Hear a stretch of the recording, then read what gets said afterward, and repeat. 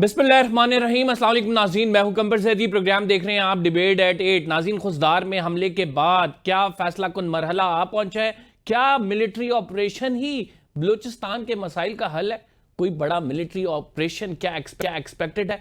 इन तमाम चीज़ों पर आज गुफ्तगू करेंगे। बलूचिस्तान के गंभीर मसाइल हैं, इनका हल क्या है? एक अरसे से हम देख रहे हैं बलूचिस्तान में दहशतगर्दी हो रही है। रियासत पाकिस्तान कहती है कि इसके पीछे भारत है, भारत फंडिंग करता है, अफगानिस्तान के थ्रू ये फंडिंग आती है। इस तमाम मामले पर भी बात करेंगे। पाकिस्तान आलमी दुनिया के सामने ये मौक़िफ़ रखने जा रहा है कि भारत जो है बलूचिस्तान में दहशतगर्दी कराता है, और इसके सबूत भी पेश किए जाएंगे। BLA से निमटने के लिए हुकूमत की क्या स्ट्रेटेजी होगी, रियासत अब आगे मजीद क्या स्टेप लेने वाली है। अनवारुल हक काकड़ साहब हमारे साथ मौजूद हैं। काकड़ साहब, बहुत शुक्रिया हमें प्रोग्राम में ज्वाइन करने के लिए। स्टार्टिंग विद बलूचिस्तान इशू, आप क्या समझते हैं कि ये बलूचिस्तान इशू जो कि बड़ा पर्टिनेंट है राइट नाउ, हम देखते हैं खुशदार में जब से धमाका हुआ है उसके बाद से सिक्योरिटी हाई अलर्ट है, क्या समझते हैं क्या हल है? एक वंस फॉर ऑल इसे सेटल क्यों नहीं किया जाता? देखिए जी, जो स्टूडेंट्स हैं इंसर्जेंसी के, टेररिज्म के, सिविल अनरेस्ट के, मुख्तलिफ 3-4 कैटेगरीज हैं सेपरेटिज्म के, ये आपको जहन में रखना होगा कि इस तरह की जंगें जो है ना वो किसी टाइम लाइन उसका डिफ़ाइन नहीं किया जा सकता। दूसरा, उससे पहले ये तस्लीम करना होगा कि ये जंग भी है या नहीं है, और अगर ये जंग है तो इसमें कौन कौन से फ़रीक हैं। एक फ़रीक रियासत पाकिस्तान है और दूसरी फ़रीक जो है ना ये नॉन स्टेट एक्टर्स हैं, ये ग्रो हैं। फिर बदकिस्मती से पिछले अगर आप पूरी एक दिहाई को जब आज लोग सवाल उठाते हैं कि आखिर कब तक हम ये क्यों नहीं ख़त्म हो रहा, तो ये भूल जाते हैं कि एक तवील इनको जो सोशल और पॉलिटिकल स्पेस या मीडिया स्पेस हम ही लोगों ने प्रोवाइड की है ना। कभी लोग कहते हैं जनाब वहाँ पे सड़कें नहीं है, वफाक ने उनके साथ रवैया ठीक नहीं रखा हुआ, आपने उनको हुकूक जो है ना पामाल किए हुए हैं।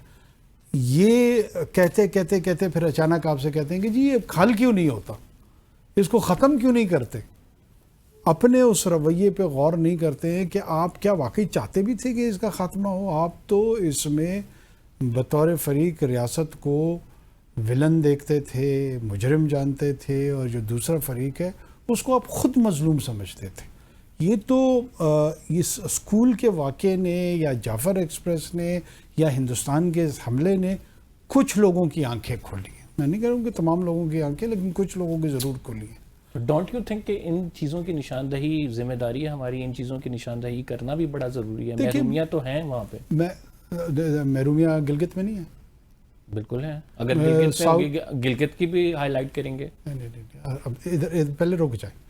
उस महरूमिया के नतीजे में कितने पंजाबी गिलगितियों ने मारे? नहीं मारे। साउथ पंजाब में है, राजनपुर में है छोटा गैंग। नहीं, वहाँ पर पॉलिटिकल महरूमिया जी बिल्कुल है। तो उन्होंने लाहौर के कितने आपकी बात ये दुरुस्त है कि कौमियत परस्ती वहाँ पे उस तरह से नहीं है। मेरे भाई, कौमियत भी हो, हमें उससे भी कोई मसला नहीं है। कोई अपनी कौमी शनाख्त के साथ जो है ना कंफर्टेबल रहना चाहिए, दैट्स फाइन। मैं ये कह रहा हूँ कि उसकी बुनियाद पे कत्ल व गारतगरी कौन कर रहा है, इसको महरूमी से जोड़ना जो है ना जुल्म अजीम है। जब आप वायलेंस को लिंक कर देते हैं विक्टिम कार्ड के साथ। लेकिन डोंट यू थिंक सर कि ये जो वायलेंस है इस पर मजबूर जो हुए हैं लोग, वो इन्हीं महरूमियों की वजह से? ये सिंध में नहीं है लोग महरूम, सिर्फ से ये बिहेवियर है ना, कुछ ने बंदूक उठा ली, कुछ ने नहीं उठाई। तो जिसको उठाई होगी तो फिर उसको जवाब भी बंदूक से ही मिलेगा। ऐसे ही उसके तो फिर महरूमी दूर नहीं होगी। इसका मतलब ये तो नहीं है कि हम वो महरूमी ना एड्रेस करें। देखिए, वो फिर आप जो है ना उस पर, चूंकि आप तर्ज कोहन पे अड़ना चाहते हैं और आप चाहते हैं कि महरूमी को एक उसूल के तौर पे तस्लीम किया जाए वायलेंस के लिए, मैं उससे इंकारी हूँ। मेरे नज़दीक महरूमी को वायलेंस की रैशनलाइजेशन के लिए इस्तेमाल नहीं किया जा सकता। जब आप ये रवैया इख्तियार करते हैं, जब आप इसको तस्लीम कर लेते हैं, तो आप बजाते खुद जवाज़ फराम कर देते हैं। सर, वायलेंस किसी भी तरह से जस्टिफाइड नहीं है, तो आप कर रहे हैं उसको। मिसाल आपसे मुराद वो एक तबका है। मैं उसकी महरूमी का इंडिकेशन या जिक्र इस वजह से लश्कर जंगवी कि वो चाहे वो गिलगित बल्तिस्तान में या बलूचिस्तान में हो, इक्वली वो काबिल मज़म्मत है। यार सुन लेना, हो सकता है आपको इस तरह समझ आ जाए। जो लश्कर जंगवी है, जो TTP है, उनके पास भी इतना मजबूत बयानिया मौजूद है, उसमें महरूमी भी मौजूद है, उसमें शरई और जो कुरानी آیتوں کا حوالہ بھی موجود ہے، احادیث کا حوالہ بھی موجود ہے، پھر وہ بھی مان لیں. نہیں لشکر ویسے تو پاگل تو نہیں ہے نا وہ لوگ اڑ رہے ہیں، لوگوں کو قتل کر رہے ہیں، مار رہے ہیں. دیکھو بیچاروں کو ایک بنیادی سوال پہ آ جاتے ہیں. ایک بنیادی سوال پہ ان بیچاروں کے متعلق یہاں سے کوئی رائے تو دے دیں نا. ان بیچاروں کو پاگل تو نہیں ہے نا بیچارے، خام لوگوں کو قتل کر رہے ہیں بیچارے، اتنے لوگ مار رہے، کچھ تو مجبوری ہوگی ان کی، آخر کسی نے تو مجبور. میں وہی کہہ رہا ہوں نا، ایک بنیادی سوال پہ آ جاتے ہیں. بنیادی سوال یہ ہے کیا ریاست سب کو ایکولی ٹریٹ کر رہی ہے؟ دیکھیں ریاست، ایک منٹ میں پھر ایک مسلمہ اصول جو ہے نا ریاست کا، پہلے یہ تسلیم کرنا ہوگا کہ جو منوپلی آف وائلنس ہے نا وہ ریاست کے پاس ہے. ریاست کسی کو ایکولی ٹریٹ کرے یا ان ایکولی ٹریٹ کرے، اس کے نتیجے میں وہ جو رائٹ آف وائلنس ہے وہ ٹرانسفر نہیں ہو جاتا، وہ انٹائٹلمنٹ صرف ریاست کے پاس ہے. تھورولی جو یہ آپ وائلنس کے کہہ رہے ہیں، اس کو میں لنک نہیں کر رہا، اس کو کنڈیم کر رہا ہوں. چاہے وہ لشکر جنگوی کرے، چاہے بی ایل اے کرے، ایکولی اس کی مذمت ہونی چاہیے. لیکن جب محرومیوں کا ذکر کرتے ہیں، آپ کہہ رہے ہیں کہ محرومیوں کو لنک کرنا اس سے درست نہیں ہے. لیکن میں اس کو کہیں نہ کہیں اس کی وجہ ضرور سمجھتا ہوں. دیکھیں آپ سمجھتے رہے، مجھے آپ سے، میں نے آپ کو روکا نہیں ہے کہ آپ اس طرح نہ سمجھیں، آپ کا حق ہے. مگر میں آپ کو یہی کہہ رہا ہوں کہ جب آپ اس کو جواز بنا کے پیش کرتے ہیں تو پھر میرا دلیل اس میں یہ ہے کہ جو باقی جگہوں پہ محرومی ہے وہاں پہ کیوں وائلنس نہیں پیدا ہو رہی، وہاں کیوں وہ لوگوں کو قتل و غارت گری قومیت کی بنیاد پہ نہیں کر رہے ہیں. تو اس لیے اس کا کوئی ایڈیشنل ریزن ہو سکتا ہے یہاں پہ، یہ میں کہہ رہا ہوں. ورنہ جو رورل پاکستان ہے وہ تقریباً محروم ہے. What do you think? What are the additional reasons? دیکھیے آئیڈینٹی پالیٹکس ہے، وہ خود آپ کو کہتے ہیں کہ جناب آپ کو کس نے کہا ہے کہ آپ میری سڑک بنائیں، آپ ہیں کون؟ آپ نے کبھی ان کو انویسٹیگیٹو جرنلزم کے طور پہ ذرا دیکھیں تو صحیح وہ کہتے کیا ہیں. ان کے جو بلاگرز ہیں، ان کے جو وی لاگز ہیں، ان کی جو سوشل میڈیا پہ اسٹیٹڈ پوزیشنز ہے، وہ کہتے ہیں آپ اور میں کون ہوتے ہیں ان کی وضاحت یا وکالت کرنے والے. وہ کہتے ہیں جناب آپ نہ ہمارے ہسپتال بنا کے دیں، نہ ہمارے اسکول بنا کے دیں، نہ ہماری سڑکیں بنا کے دیں. آپ قابض ہیں، آپ مقبوضہ طاقت ہیں، ہم آپ کو مار بگائیں گے، جائیں اپنا اور پھر ہم جانے، ہمارا ملک جانے، ہم جیسے اس کو بنائیں. یہ ان کا بیانیہ ہے.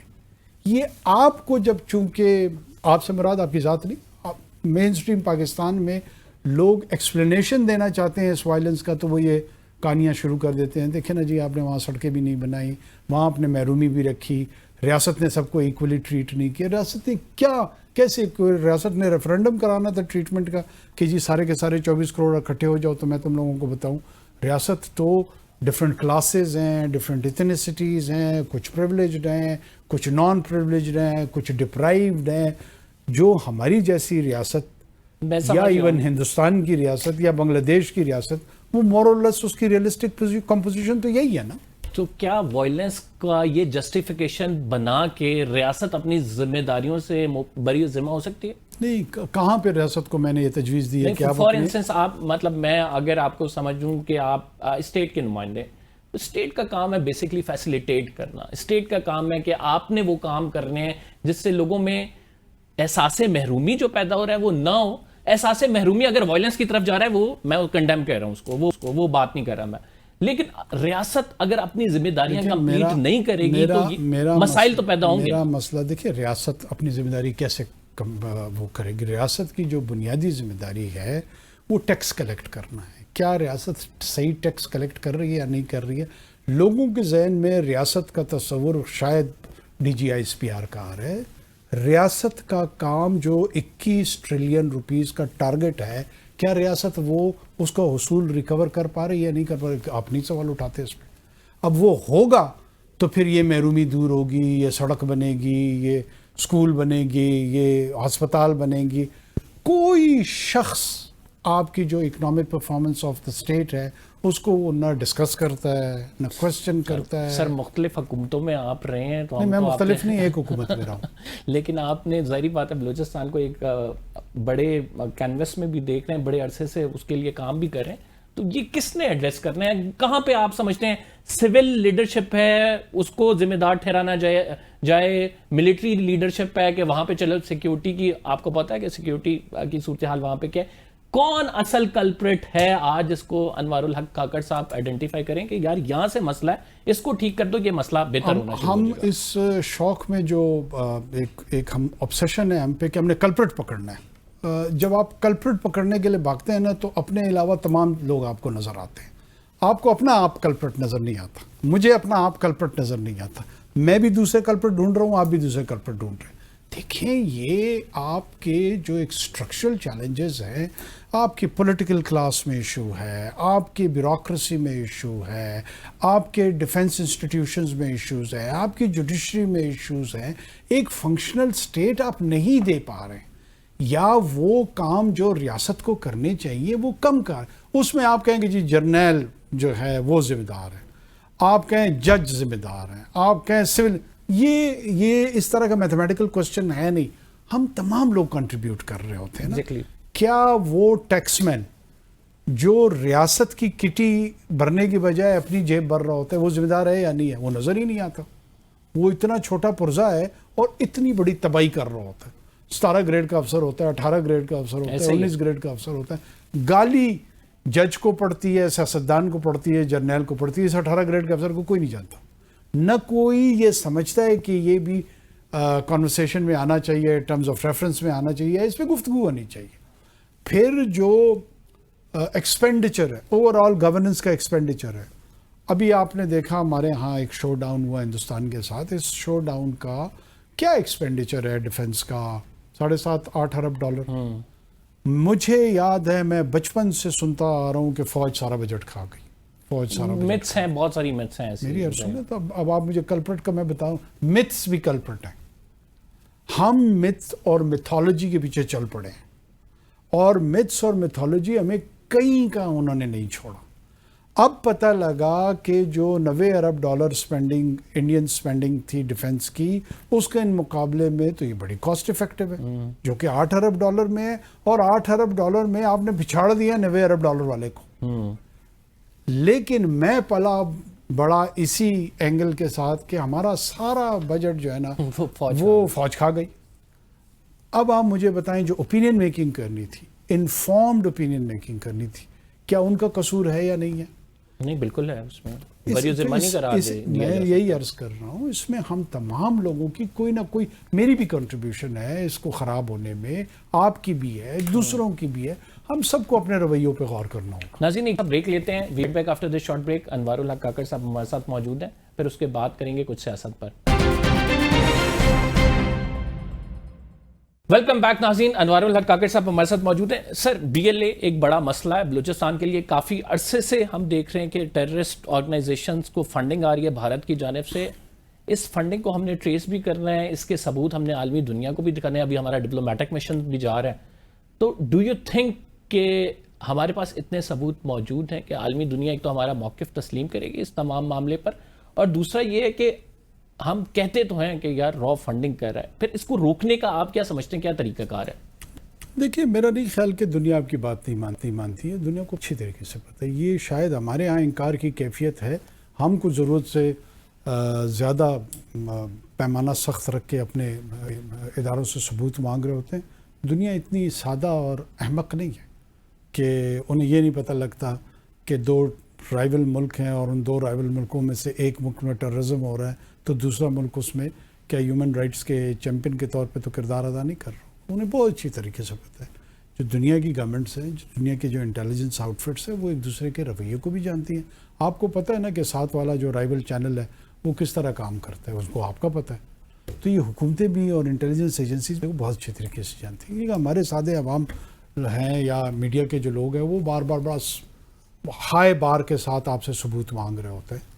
بہت سارے ایویڈنسز موجود ہیں اور روکنے کا جو طریقہ ہے وہ ضرور اس پہ غور ہونا چاہیے، اور وہ ہو رہا ہے کہ ایک تو ان کی فنڈنگ کیسے روکی جائے، اور دوسرا ان کے خلاف سمارٹ کینیٹکس کی جو اپلیکیشن ہے وہ ذرا ایفیکٹو ہو تو میرے خیال میں ریزلٹس بہتر آئیں گے انشاءاللہ.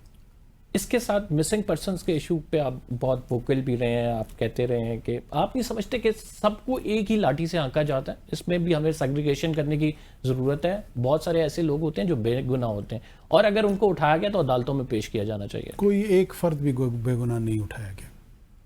یہ آپ کی ایک آپ بلوچستان کبھی گئے؟ جی میں گیا ہوں. کہاں؟ کوئٹہ؟ کوئٹہ گیا ہوں. مطلب آپ کے لیے بلوچستان کوئٹہ ہے؟ نہیں اس سے آگے بھی گیا ہوں, سبی میں بھی گیا ہوں. اچھا سبھی بھی گئے ہیں. بڑا تو ماشاء اللہ آپ بڑے گھومے. میں آپ کو عرض کر رہا ہوں کہ یہ پہلے تو یہ تسلیم کریں کہ یہ جنگ ہے. جب آپ یہ تسلیم کر لیتے ہیں کہ یہ جنگ ہے, پھر اس میں ایک کائنیٹک اس کا آسپیکٹ ہوتا ہے اور ایک نیریٹو کا آسپیکٹ ہوتا ہے. یہ جو مظلومیت کا رونا روتے ہیں یا میسکریٹ کرتے ہیں یا وہ روپ دھارتے ہیں, ایک بھی فرد میں بہت ذمہ داری کے ساتھ آپ کو کہہ رہا ہوں کہ اس کو خدا نخواستہ اٹھانے یا مارنے کا جو الزام ہے نا, وہ شاید ابھی تک نہیں آیا. بہت سارے لوگ پرائیویٹلی یہ بھی تسلیم کرتے ہیں کہ یار یہ جتنے لوگ مارے ہیں یہ تھے ملیٹنٹ. یہ کوئی نہیں کہتا ہے کہ ان میں سے کوئی فرد بے گناہ تھا. یہ تو ہوگی پہلی بات.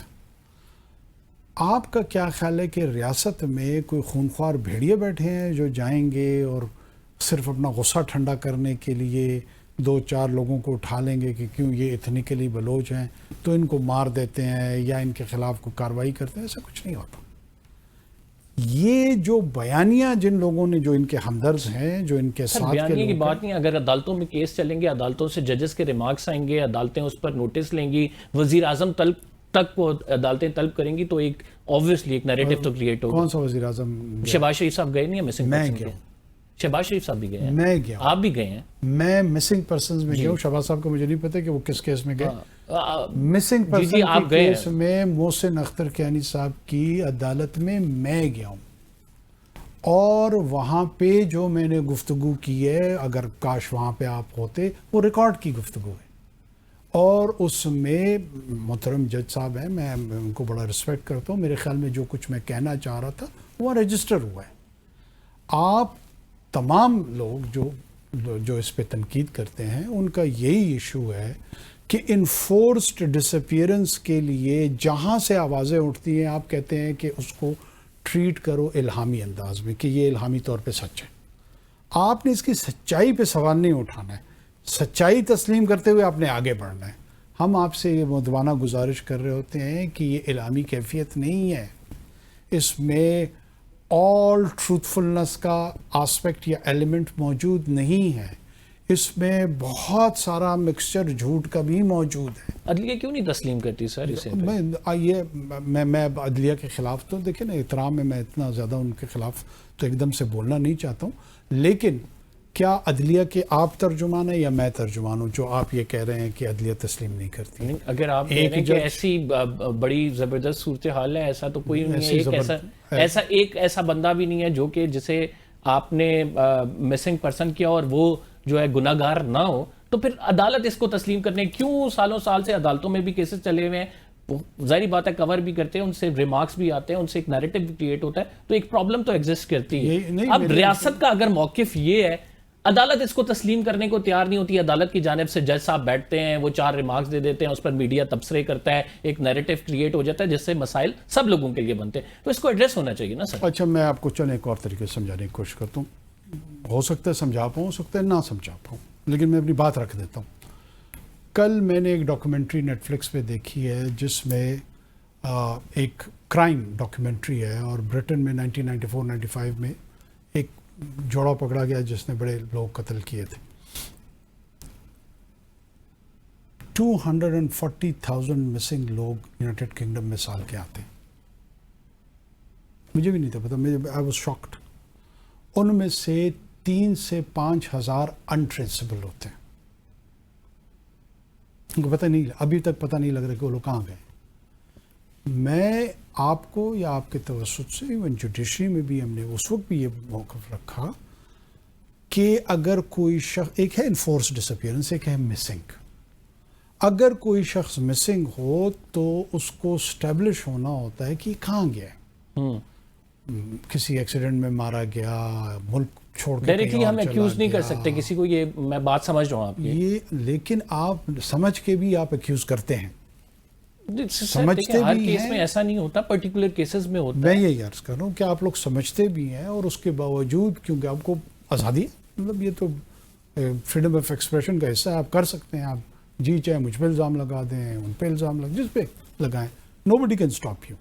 سر اب آپ یہ تو بات نہ کریں نا کہ نو بڈی کیا پاکستان میں آزادی کے ساتھ جرنلسٹ کیا کچھ کر رہے ہیں، یہ بھی آپ کو بھی پتا ہے، مجھے بھی پتا ہے. مجھے تو نہیں پتا، آپ بتا دیں. نہیں آپ کو بہتر طریقے سے سر پتا ہے کہ یہاں پہ کتنے جرنلسٹ کو روکا گیا ہے، کون کسی کو نہیں روکا جاتا. نہیں عمران ریاض کے ساتھ کیا ہوا تھا؟ کیا ہوا تھا اسے نہیں اٹھایا گیا تھا. میرے دور میں تو چھوٹا کس نہیں پتا. جب میں نگران وزیر اعظم بنا عمران ریاض چھٹ گیا، آج تک تو کریڈٹ کسی نے نہیں دیا. دیکھیں سر اس میں سے عمران ریاض نہیں اکراس دا بورڈ بات کرتے ہیں. نہیں آپ نے نام لیا، میں نے آپ کو جواب دے دیا. دیکھیں نہیں میں تو سب کے نام لے. متی اللہ جان کے ساتھ کیا ہوا بتائیں؟ متی اللہ جان کو نہیں اٹھایا گیا. کیا مجھے تو نہیں پتا، کو نہیں اٹھایا گیا، مجھے تو نہیں پتا. میں آپ کو یہی عرض کر رہا ہوں، آپ 1 2 3 ان کو انسیڈنٹس کو اٹھا کے اگر ایک پورا ایک ریفرنس بنانا چاہتے ہیں تو بنا لیں.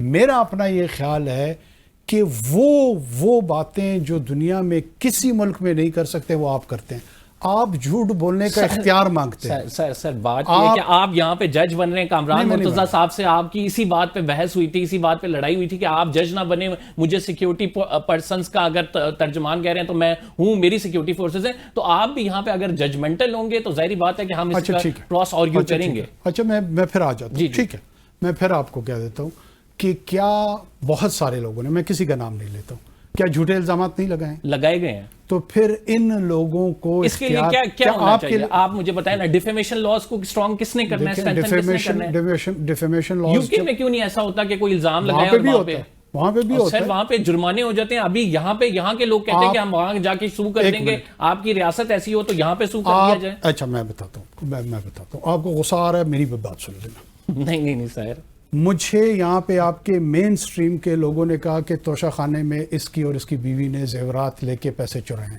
میں نے کسی کا کیا بگاڑ لیا؟ سن لیں نا، آپ کو اپنے اوپر آپ لوگوں کو بڑا غصہ آتا ہے کہ فلاں صاحب کے ساتھ یہ ہو گیا، فلاں. کیوں میری عزت نہیں ہے؟ مجھے غصہ نہیں آ سکتا. بالکل سر، کسی انہی لوگوں نے جو بہت سارے لوگ ہیں گالیاں ہمیں دی ہیں. کیا گالیاں دینے کا آپ کو حق ہے؟ نہیں ہے. اچھا جب آپ گالی دیتے ہیں تو دوسرے کو بھی اشتعال آتا ہے، یہ ذہن میں رکھیں. اور پھر اس اشتعال اگر میرے ساتھ اختیار ہوگا، میں ہو سکتا ہے اس کا غلط استعمال کروں، کسی اور کے ساتھ ہوگا ہو سکتا ہے غلط استعمال کریں. بالکل صحیح بات. اپنے رویے پہ بھی غور کریں. ایسا ہی ہے. آپ جرنلسٹ ہیں، غنڈے نہیں ہیں. اگر آپ غنڈہ گردی پہ اتریں گے تو ہو سکتا ہے کہ لوگ اشتعال میں اپنے اختیار سے تجاوز کریں. ان کو بھی نہیں کرنا چاہیے، لیکن میں بالکل مانتا ہوں کہ امکانات ہیں. بالکل کوئی جرنلسٹ اپنی لیمٹ سے زیادہ آگے جائے. میری عرض سنیے، ڈیفیمیشن لاز پہ 1.5 سال سے مجھے گندم کا چور پورے پاکستان میں انہوں نے ڈکلیئر کیا ہوا ہے. کسی نے آج تک اپنے ایمان کو حاضر و ناظر جان کر، آپ کو میں چیلنج دیتا ہوں، انویسٹیگیٹ کریں. اور اگر آپ نے ثابت نہیں کیا، کیا آپ لوگ معافی مانگے گے؟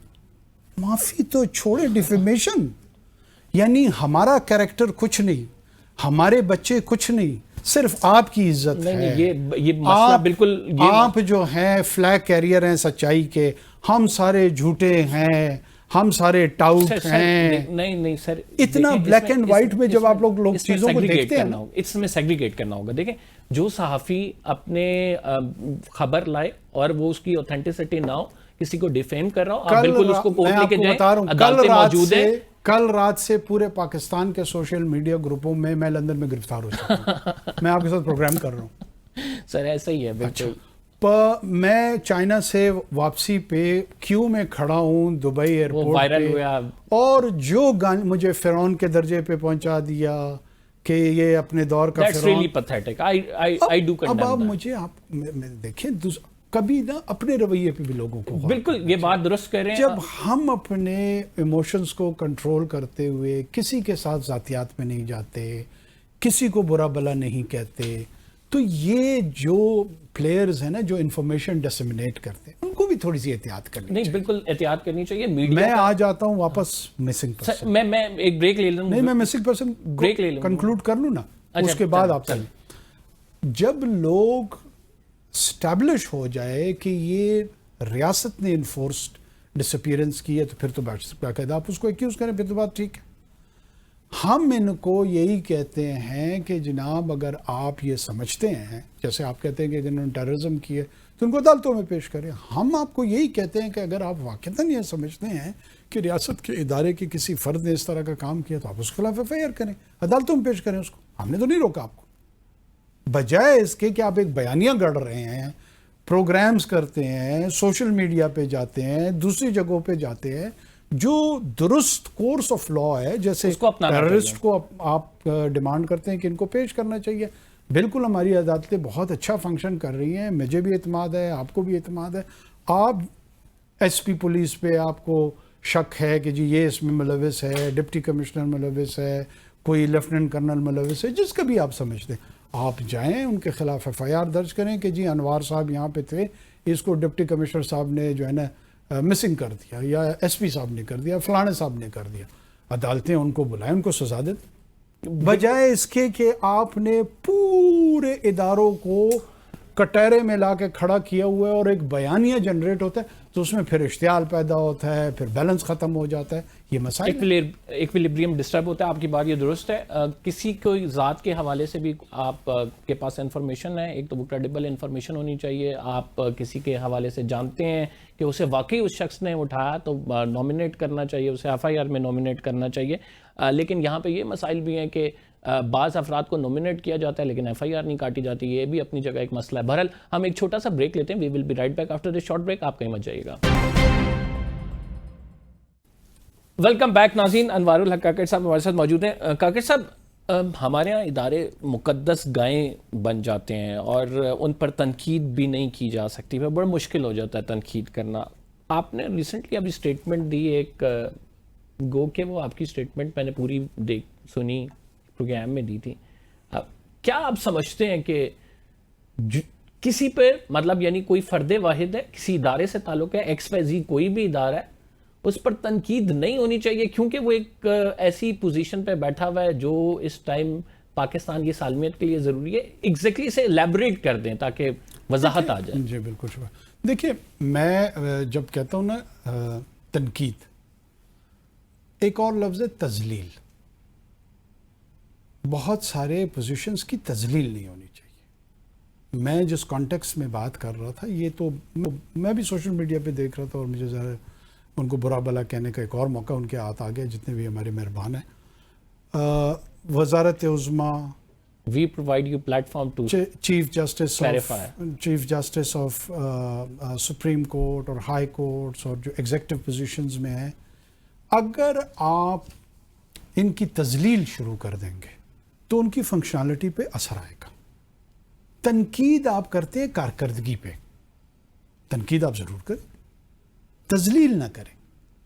جو ہم ان کے سامنے گزارشات رکھتے ہیں وہ یہی رکھتے ہیں کہ اگر آپ کے سیکیورٹی کے ادارے کے ذمہ داران ہیں اور آپ ان کے پہلو نکالنا شروع کر دیں جس میں تذلیل کا ایلیمنٹ نکل رہا ہوتا ہے, یہ نہ اس پہ وہ گاڈ چوزن ریپرزنٹیٹو پہ بھی تنقید ہو رہی ہے. اچھا, میں گاڈ چوزن پہ مطلب یہ ہمارے ہاں وہ کسی نے ایک کامنٹ کیا ہے کہ جی تو پھر فرعون بھی تو پھر خدا نے ہی چوز کیا تھا. اس میں کوئی شک نہیں ہے کہ فرعون کو خدا نے چوز کیا تھا. پھر جب اس کی پرفارمنس ٹھیک نہیں ہوئی پھر خدا نے اس کو دور کر دیا. وہ میرے بھائیوں ذرا ذہن کھلا رکھو, خدا سے بھی چڑھے آپ لوگوں کو. یعنی کیا ایک طرف مسلمان کہتے ہیں اپنے آپ کو, پھر کہتے ہیں کہ ہم فلانی ریاست بنائیں گے. کیا قرآن حکیم میں یہ آیات نہیں ہے کہ میرے حکم کے بغیر ایک پتہ بھی نہیں ہلتا؟ وہ بالکل بات درست. تو پھر اگر اس کانٹیکس میں یہ میں نے کہا ہے کہ یہ عطا خدا کی طرف سے, کون سا کفر کر دیا ہے میں نے؟ مجھے بتا دیں, جس نے اس پہ سوال اٹھانا ضرور اٹھائے. یہ عمران خان صاحب کو خدا نے وزیر اعظم نہیں بنایا, یا وہاں انہوں نے از خود خدا کا یہ وہ فنکشن انہوں نے لے لیا تھا. ظاہر سی بات ہے, اس کی نصیب میں اس کو اللہ نے توفیق دی, اس مقام تک اللہ نہیں پہنچایا. تو اس کو کس نے پہنچایا؟ اس کو بھی اللہ نے پہنچایا. کوئی اور اگر تھا اس کو بھی اللہ نے پہنچایا. اللہ تو دن پھیرتا رہتا ہے. اس میں کون سی ایسی کفرانہ کلمہ میرے منہ سے نکل گیا جو میرے پیچھے پڑ گیا؟ نہیں, اصل میں وہ جو اس ڈسکشن ہے نا وہ اس بات پہ کہ نو ڈاؤٹ کہ ساری چیزیں ہم تو ہمارا ایمان کا حصہ ہے کہ اللہ کی مرضی کے بغیر, منشا کے بغیر کچھ نہیں ہو سکتا یقیناً. لیکن اس نے جو آپ کی اپنی ایفرٹ ہے, حضرت علی کے پاس ایک شخص آیا, اس نے کہا کہ میرا کتنا اختیار ہے, آپ نے کہا کہ ایک ٹانگ اوپر کر لو, انہوں نے کہا کہ دوسری ٹانگ بھی اوپر کرو، اس نے کہا میں نہیں کر سکتا. تو آپ کا اپنا اختیار یہ ہے کہ آپ ایک ٹانگ اوپر کر سکتے ہیں، باقی ریسٹ آپ قدرت پہ چھوڑ دیں. تو اس میں آپ کا جو اپنا رول ہے اس پہ ہم بات کرتے ہیں نا، ہم قدرت کی والی چیزوں پہ بات نہیں کریں گے. آپ کا اپنا کردار، آپ کا اپنا رول، آپ کے ایفرٹس، اس پہ کرٹیسزم بھی ہوگا، لیکن اگر آپ اس کو بھی قدرت سے جوڑ دیں گے تو ظاہری بات ہے کہ کرٹیسزم آئے گا. اچھا میں پھر آپ کو کر لیتا ہوں. دیکھیں اگر آپ کو کرٹیسزم کرنی ہے تو اس سے تو میں آپ کو نہیں روک رہا ہوں نا. میں آپ کو کہہ رہا ہوں بار بار کہ تذلیل اور تنقید میں فرق کریں. آپ کہتے ہیں کہ نہیں میں تو تنقید کر کے رہوں گا، اور تنقید کے گارب میں اگر تذلیل بھی ہوتی ہے تو ہوتی رہے. اور آپ نے مجھے لوگوں کو ذلیل کرنے کا، انسلٹ کرنے کا جو میرا انہیرنٹ رائٹ ہے، جو مجھے اللہ تعالیٰ نے دیا ہوا ہے، تو تم کون ہوتے ہو اس رائٹ کو چیلنج کرنے والے؟ کیونکہ اللہ نے سب کو ذلیل کرنے کا حق ہمیں دیا ہوا ہے. یہ حق ہم آپ کو دینے کے لیے تیار نہیں. یہ غلط بات ہے، میں آپ کی بات سے درست ایگری کرتا ہوں. اسی کو میں ایکسپلین کر رہا تھا. میں یہی عرض کر رہا تھا کہ دیکھیں ان کے جو اپنا رول تھا وہ تو یہ تھا نا کہ او ٹی ایس میں بھرتی ہوئے، او ٹی ایس میں بھرتی ہوتے ہوتے اللہ نے اس مقام تک پہنچے. اس میں کون سی ایسی بات میں نے کہہ دی جو وجہ تنقید بھی بن رہی ہے اور برا بلا کہا جا رہا ہے؟ وہ امریکہ سے بھی ایک بگوڑا بیٹھ کے جو ہے نا ٹویٹیں کر رہا ہوتا ہے، اور یہاں پہ بھی بگوڑے. یہ سارے جو ہے نا صوبیدار بننے کے لیے تیار تھے اور ہمیں القابات دے رہے ہیں نا. اور ان کورٹ مارشل صوبیداروں کو جو میرے خیال میں اسپینج میں پکڑے گئے ہیں اور بھاگ گئے ہیں اس ملک سے، وہ بیٹھے تنقید کر رہے ہوتے ہیں. میں نے نام لیے بغیر سب کو سنا دیے جس کو سنانی تھی. عرض میری یہ ہے کہ آپ کے ماں باپ پہ آپ تنقید کر سکتے ہیں. اگر ماں باپ کوئی ایسا غلط کام کریں گے کہ جو میں حق کے تنقید کی بات کر سکتے ہیں. کیا ان کی تذلیل کر سکتے ہیں؟ نہیں کر سکتے. آپ اپنی ماں کی تذلیل کر سکتے ہیں؟ نہیں کر سکتے. آپ اپنے باپ کی تذلیل کر سکتے ہیں؟ یہی عرض ہم ان کو کہہ رہے ہیں کہ بھائی تنقید ضرور کرو، تذلیل کرو گے تو پھر اس کا جواب آئے گا. تنقید پہ بات کر لیتے ہیں. آپ کے دور میں ہونے والی 4-5 چیزوں کی نشاندہی کروں گا. ایک تو ٹائم پہ الیکشن نہیں ہوئے، اس کے بعد پھر ہم نے دیکھا کہ متنازع ترین الیکشن بن گیا، اس کے ریزلٹس ابھی تک فارم 45 فارم 47 جو ہے اس کی کنٹروورسی ہے. آپ سمجھتے ہیں کہ اس دور میں ظاہری بات ہے آپ نگراں وزیر اعظم تھے، جو کچھ غلطیاں ہوئیں اس کا خمیازہ ابھی تک ہم بھگت رہے ہیں. Do you agree? دیکھیں اس کے نتیجے میں آپ ہندوستان سے جنگ جیت گئے، یہ خمیازہ بھگت رہے ہیں. آپ 70 سال میں اس ہندوستان کے سامنے کھڑے نہیں ہوئے.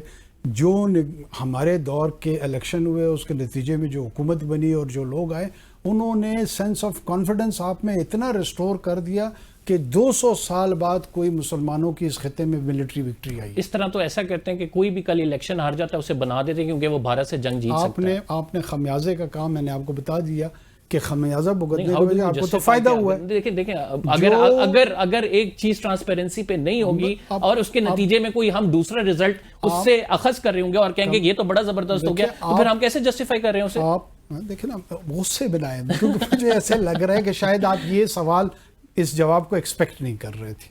آپ نے کوئی اور ایکسپیکٹیشنز تھی. میں پھر آ جاتا ہوں. اکنامک انڈیکیٹرز اس کے بہت بہتر آ رہے ہیں، ڈالر اپنی جگہ پہ تھم چکا ہے، سیکیورٹی وائز آپ نے ایسا رسپانس دے دیا کہ ان پیراللڈ ہے. اب آ جاتے ہیں الیکشن کی طرف اور الیکشن کے ریزلٹس کی طرف اور دوسری باتوں کی طرف. خمیازہ بھگتنے کو چھوڑ دیں، پاکستان نسبتاً کافی بہتر الحمدللہ چل رہا ہے. جو الیکشن ہوئے لیٹ، پہلے تو آپ نے جو سوال اٹھایا پہلے اس کا جواب لے لیں. جو لیٹ ہوئے وہ میری مرضی سے لیٹ نہیں ہوئے. میں نے کوئی ایگزیکٹو آرڈر نہیں جاری کیا کہ جناب الیکشن 9 مہینے لیٹ ہوں گے تو میری ذمہ داری اس کی آتی. آپ کا رول کیا تھا؟ یار آپ 90 دن میں الیکشن کرانا؟ نہیں، آپ کا رول کیا تھا؟ سوال کرنا، اور میرا رول ہے جواب دینا. مجھے دینے دیں. چلیں. آئین میں یہ شک موجود تھی کہ جب گورنمنٹ سے ڈیزالو ہوں گی، پارلیمان ڈیزالو ہوگی تو 90 دن کے اندر اندر انتخابات کرائے جائیں گے. ساتھ میں جب آپ کا سینسس ہوتا ہے تو سینسس کی رپورٹ سبمٹ ہوتی ہے جس کے بنیاد پہ ڈی لمیٹیشنز ہوتی ہیں اور نئی وہ ڈی لمیٹیشن کے تحت یہ کانسٹیٹیوشنز بنتی ہیں. یہ بھی اتنی ہی کانسٹیٹیوشنل ریکوائرمنٹ ہے جتنا الیکشن کا پروسیس ووٹ ڈالنے والا ہے. لیکن بہت سارے دوستوں کو اس میں تو آئین کے پہلو میں انٹرسٹ ہے، لیکن آئین کا جو یہ دوسرا پہلو اس میں کوئی انٹرسٹ نہیں. Form 45 form 47 how do you justify? نہیں مجھے اس کو جسٹیفائی کرنے کی ضرورت ہی نہیں. ایک بہت بڑی کنٹروورسی ہے, آپ وزیر اعظم تھے, آپ کے ہوتے ہوئے ایسے الیکشنز ہوئے جو کہ کنٹروورشل ترین الیکشنز ہیں, سوال تو ہوگا آپ سے. مجھ سے سوال, میں تو جواب دے رہا ہوں. اب میں آپ کو کہا نا کہ آپ سوال کو بنیاد بنا کے نا مجھ پہ تھوپے نا, اس کو سوال کریں, میرا جواب لے لیں. جی سر, جواب لے رہا ہوں اس سے. جو 2017 کا الیکشن ایکٹ تھا, اس کے تحت الیکٹورل پروسیس میں اگر کوئی سوال اٹھتا, کوئی اس پہ کوشچن ارائز ہوتا کہ یہ درست نہیں ہوا ہے, ٹرانسپیرنٹ انداز میں نہیں ہوا ہے, اس کے لیے ایک طریقہ کار یہ ڈھونڈا گیا, ٹرائبونلز بنیں گے اور ٹرائبونلز میں یہ مسئلے جائیں گے اور وہ ایجوڈیکیٹ کریں گے. اچھے الیکشنز تو یہ ہوتے ہیں کہ جائے نہ ٹرائبونل تک معاملہ, نا ٹرانسپیرنٹ الیکشن ہم انہیں کہتے ہیں. ہر الیکشن میں ٹرائبونلز تک جاتے ہیں. یہ آپ کو پتہ نہیں کسی نے اگر بتا دیا, اگر آپ ایک 70 سے آنورڈ جتنے ہر الیکشن میں سوال بھی اٹھتے ہیں تو اٹھیں, اس پہ بھی اٹھیں, تو اس میں کون سی زیادہ ایسی بات اٹھے ہے؟ اس پہ تو ابھی تک اس کا ہم جو ہے اثر دیکھ رہے ہیں. میں انکار, اس میں میرے پاس اسٹیٹسٹکس نہیں ہے کہ زیادہ اٹھ رہے ہیں یا کم اٹھ رہے ہیں, لیکن ہو سکتا ہے زیادہ بھی اٹھے ہوں. میں آپ کو یہ عرض کر رہا ہوں کہ اگر یہ قانون ہوتا کہ نگران وزراء یا وزیر اعظم ایفیڈیوٹ ساتھ میں جمع کرائیں کہ الیکشن بڑے اگر ٹھیک ہوئے تو ہم ایفیڈیوٹ جمع کرا دیتے. آپ نے یہ قانون نہیں بنایا تھا. ہم پارلیمان کا وجود آ گیا, اس پارلیمان میں جس ممبر کے حوالے سے کوئی چیلنج ہے, کوئی ایشو ہے, متاثرہ فریقین کے لیے فورم ٹرائبونلز کا موجود ہے, وہی ٹرائبونلز اس کو ایڈریس کریں گے. اللہ خیر سے اللہ, ہمارا کام تھا اس کو سیکیورٹی پرووائڈ کرنا اور اس کے فائنینسز پرووائڈ کرنا. اس ٹیررزم کے ماحول میں ہم نے 8 فروری کو جو پیسفل الیکشن کنڈکٹ کرا ہے, اس کا تو آج تک مجھے کسی نے یہ نہیں کہا کہ بڑا اچھا, شکر الحمدللہ پرامن انداز میں یہ الیکشن ہو گیا. اس کے بعد جو چیزیں ہیں وہ ساری جو ہے نا ہم سے سوالات پوچھتے جاتے ہیں. Thank you very much. Programme کا ٹائم ختم ہو گیا. قمر زیدی کو اجازت دیجیے, اگلے شو میں آپ سے ملاقات ہوگی. اللہ نگہبان.